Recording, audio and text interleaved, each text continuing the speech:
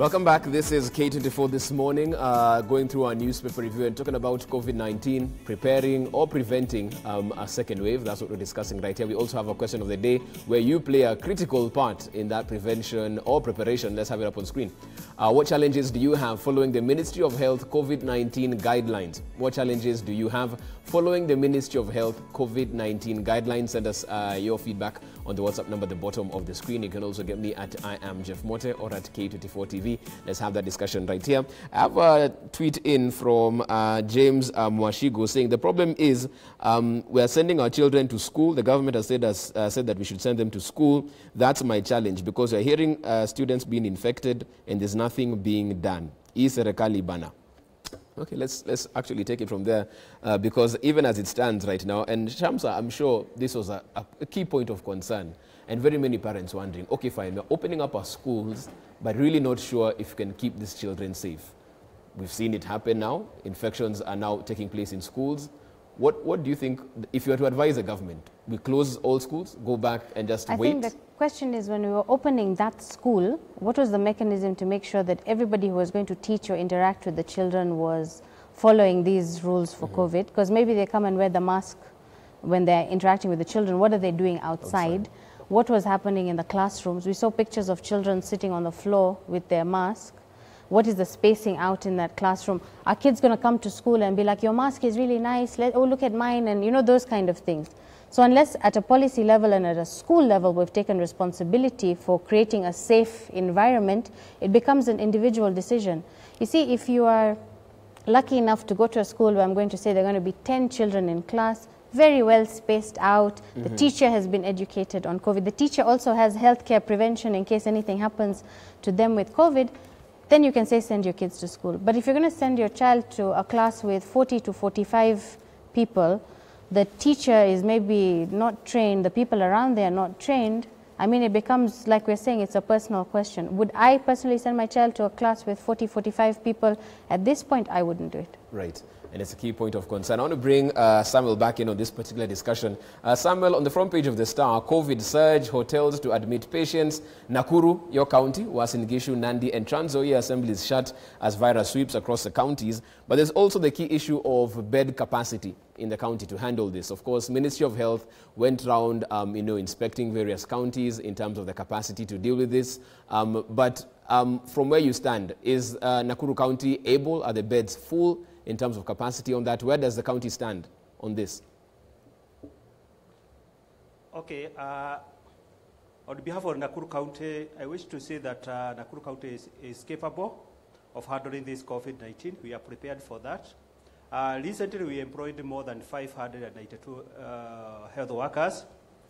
And the minimum number of beds that we were advised by the national government to provide about 458 beds. We already have them.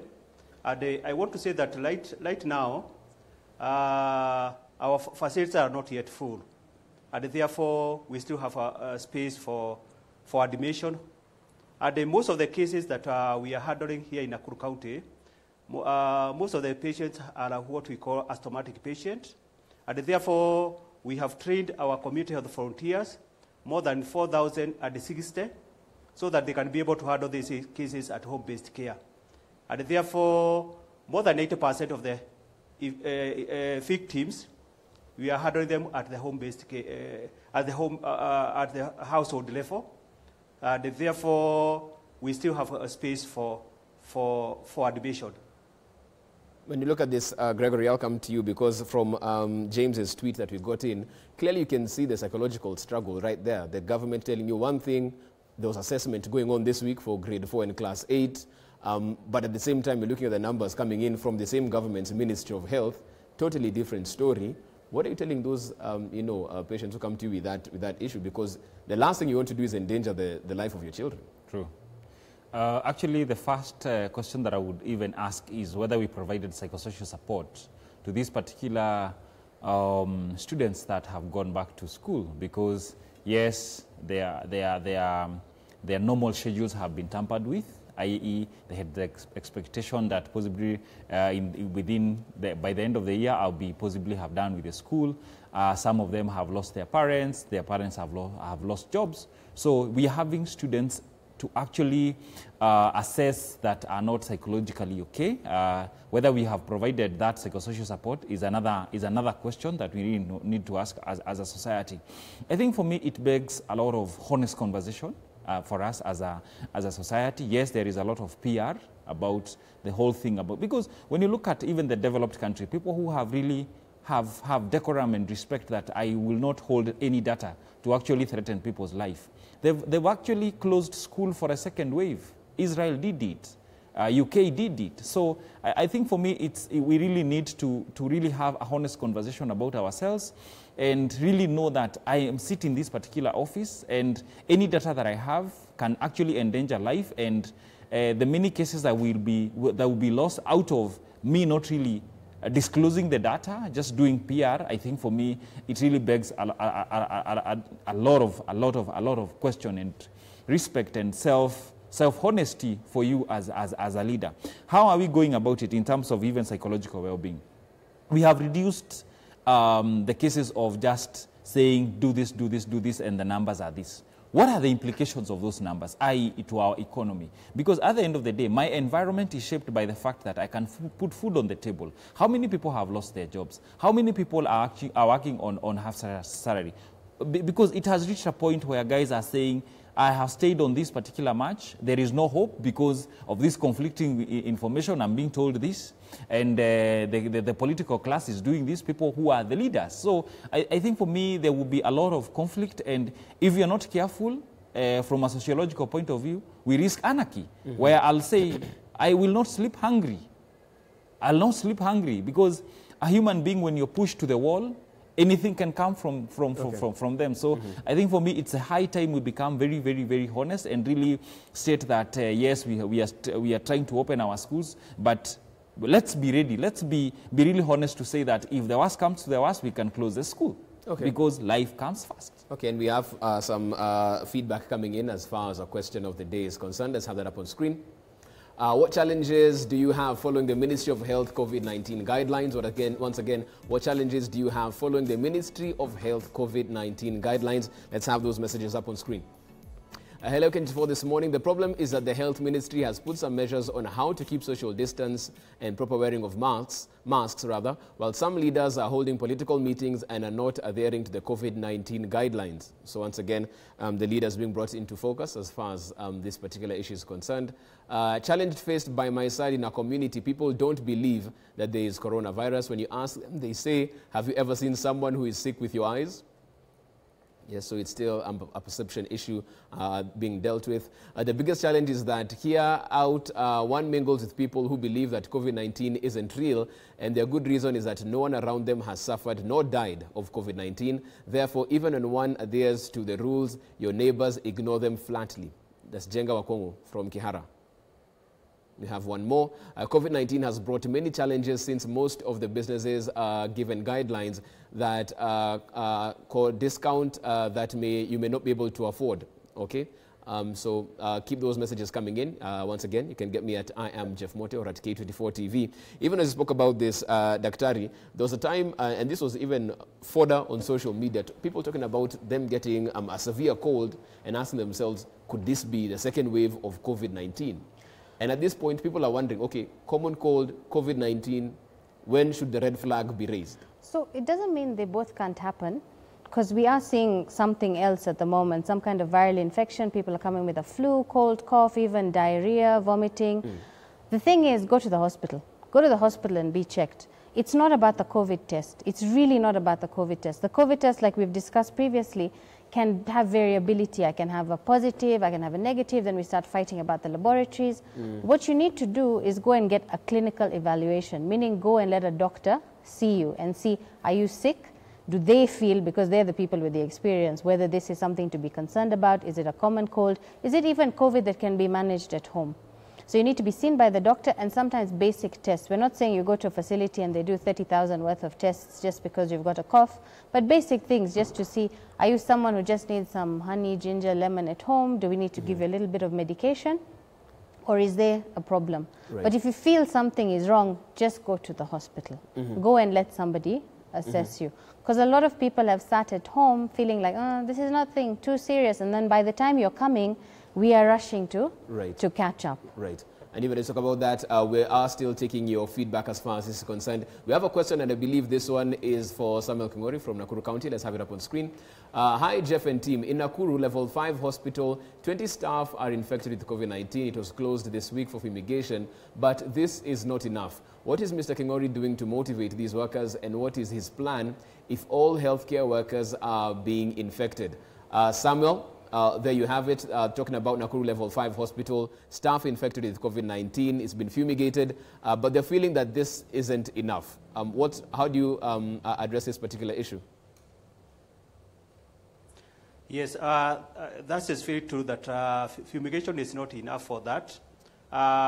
What as a county government that we are doing is that already we have planned for training for our health workers about the infection prevention and control, so that they can be more aware about the infection and what they need to do so that they can prevent the infection. I want to say that when it comes to the issue of fumigation in the ward, I want to say that we are doing it on a daily basis when it comes to the disinfection of our wards and also in the isolation centers. The other issue that the county is putting more emphasis is the issue of provision of the PPEs and the proper use of the PPEs, so that the health workers are protected when they are doing their day-to-day work. I want to say that the number of the people that have been affected in our Level 5 hospital is about 1.5% of the total workforce.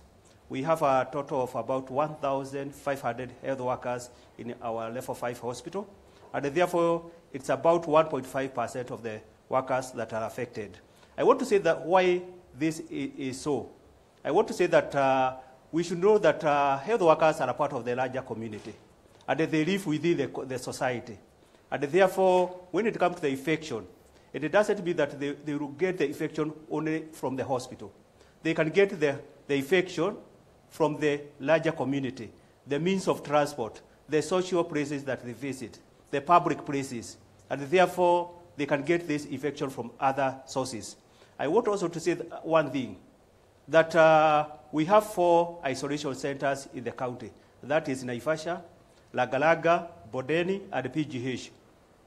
And in those isolation centers, we don't have even a single health worker that has become infected with COVID-19. Why? It's because they know that they are dealing with a very dangerous disease, and therefore, whatever they are doing, they know that they should take care while they're handling any patient. And therefore, I want to say that the health workers, they cannot be separated from the larger community, and therefore, they need to maintain the guidelines even when they are outside the hospital, because they can also get while there are other social places. As we have already seen, and we have already been able to do what we call the tracking.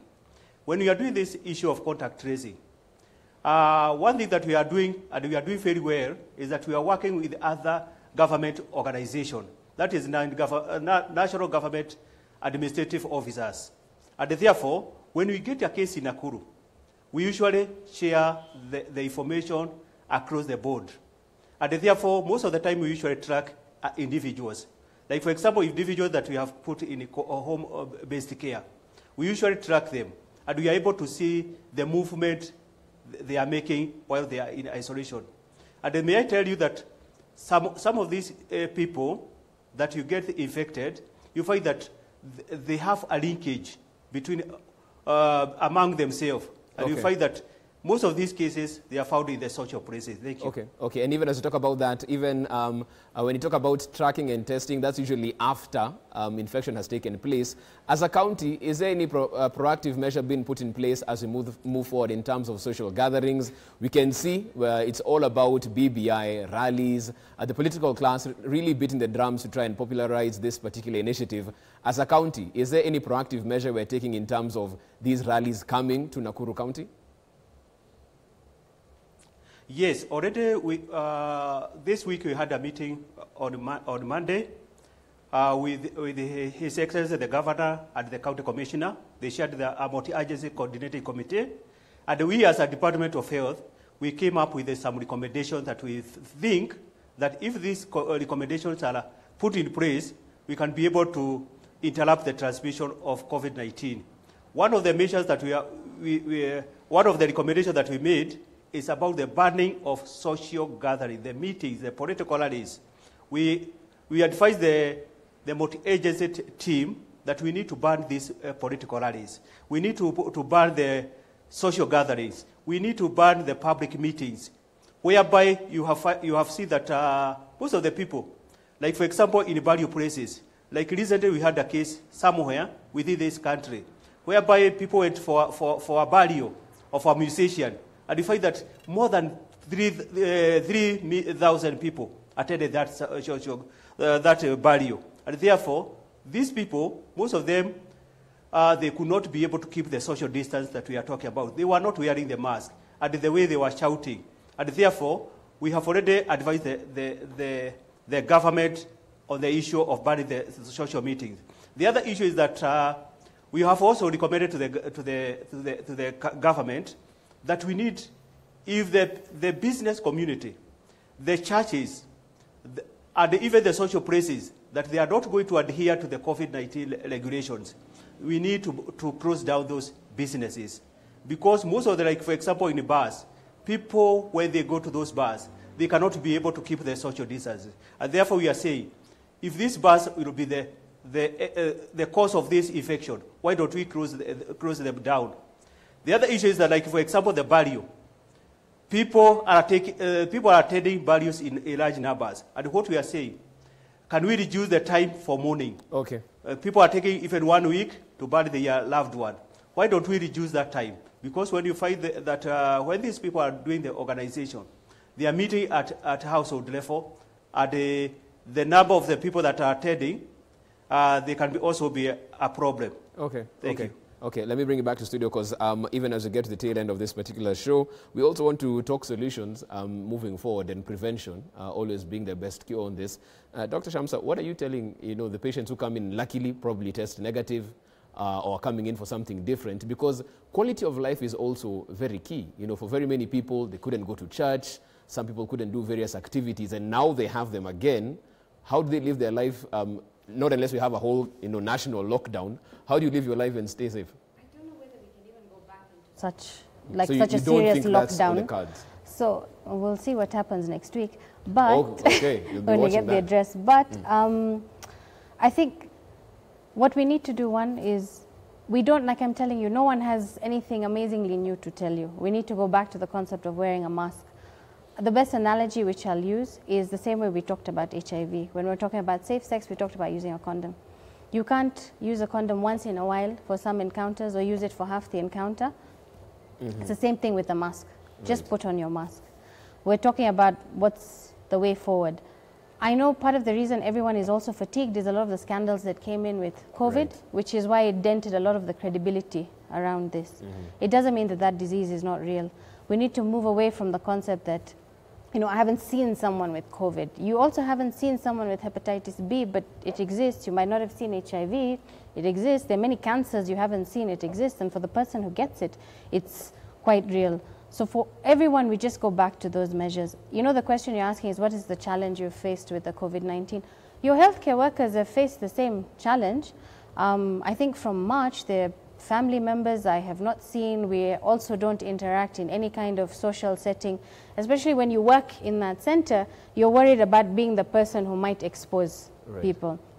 We're talking about healthcare workers who tested positive in places.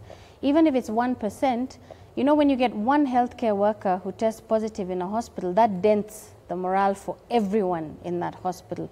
It doesn't matter if they picked it up in the community or they picked it up in the hospital. And most likelihood they did pick it up in the community, because in the hospital I'll be looking at you like, this patient is a suspect, let me put on everything. But when I go home, you're with your spouse, you're with other people, you're more likely to relax. So we just go back to the same measures. It is difficult. No one is saying it is easy. If you need to have, we have to interact. We're talking about how we're humans. We work on connection. So if we have to have the gatherings, which we do, We just have to make sure that you're wearing your mask. If I go somewhere and he chooses not to wear his mask, that's up to him. I need to wear my mask, have my sanitizer, think about what I need to attend. I know personally of funerals for people who died of COVID-19. Everybody knows it's COVID, but we have to go to that house to go and, you know, it is our custom. We need to go and comfort and console. But then after that, we're following all of you who have also tested positive, and out of one death, we now have 10. And now because we're scared of hospital and hospital bills, so for the people who are joining into rallies and big things, understand the people you're following have great insurance packages. Right. They probably have rooms that have been allocated for them, or possibly even have ICUs at home, Right. which is something that you're not going to have. So we need to look at it in that context. Okay. You see, like even in this time, people keep saying COVID is not real. I have admitted someone who I love, my own family member, and I've had to take him down to ICU and call his mother and tell him, I'm really sorry, I've reached a point that I don't know what else we're going to do. So it would be great if more people with COVID could come out and talk about it, but we know that there's stigma attached to everything. Right. It's also not their responsibility to come and walk you through their pain so that you can learn what not to do. Right. Yeah, so we just go back to masks, sanitizing. You have your interactions, but we need to look at having smaller gatherings, distancing at these gatherings, and do you really need to be there physically for a lot of these functions? Okay, and it's a perfect segue because we want to talk about stigma as well, because we're at a space and time for those who unfortunately have passed on due to COVID-19. Really, when people are asked about the cause of death, it's really shrouded. We'll talk about pneumonia and different things, and maybe 3 weeks, 4 weeks down the line, then we are told that it was COVID-19. Gregory, how do you deal with that particular aspect and try and normalize, getting it, for those who unfortunately pass on, so that people can actually move forward and be more open and deal with this face on, as opposed to trying and hiding it and sweeping it under the carpet? Personally, it's not easy, especially for the people who have actually even tested and even coming back to work. That particular transition has been a bit challenging. However, some organizations have actually stated if you test positive, you have to test negative. We have your certificate that you have tested negative for you to come back to work, which is really, really, really well. However, the issue of stigma in our community, I think for me, the cause of death is so much known by the family, and it is them to know how to really handle that particular conversation about what was the cause of death. Because yes, we'll come outside here and really say our brother, our sister, our cousin died of COVID. However, the ripple effect of actually that COVID-19 to the family and to the people around you will actually be very, very chaotic. So I think for me there is need for more sensitization about what really stigma is, because stigma remains a word. However, when somebody in the community, you're just saying, oh, that particular house there was COVID there, oh, so and so died of COVID. That particular conversation dents people's emotions, and actually where we are hurt most is actually our emotions. And for me, it really beckons to our leaders that somebody said, if you're not careful, our thoughts will be done, our thinking will be done by fools, and our battle will be fought by cowards. And I want to challenge our leaders, and me included there, that possibly can we really, really call individuals to really coming out and really saying, yes, COVID is here, and can we choose life first? Yes, politics will come, but we have reached a point where in this country, politics comes first. It's all about my survival. And when it comes to issues of politics, we are doing actually PR, because who is there. However, it reaches a point where life has to be thought. A few things. Let's go back. Kindly wear your mask. Reduce movement. You don't need to move so much. Reduce movement. Motivate yourself to wear that particular mask, because it's about the people that you care for. I have children back at home. When I'm at home, protocols are actually left at the doorstep. I have my mother, I have my brother, I have my sister. So I have to protect them. Another thing is lifestyle.